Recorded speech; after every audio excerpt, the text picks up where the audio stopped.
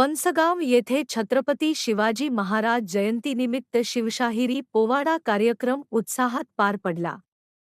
माणुसकी सामाजिक फाउंडेशनच्या वतीने या कार्यक्रमाचे आयोजन करण्यात आले होते. कार्यक्रमाचे आयोजन सागर निकाळे व आरती निकाळे यांनी केले.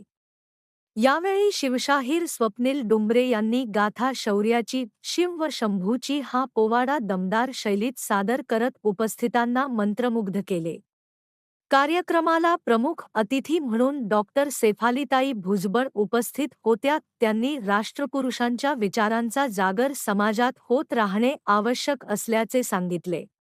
दरम्यान जिल्हा परिषद शाळा वंसगावच्या विद्यार्थ्यांनी आकर्षक नृत्य सादर केले.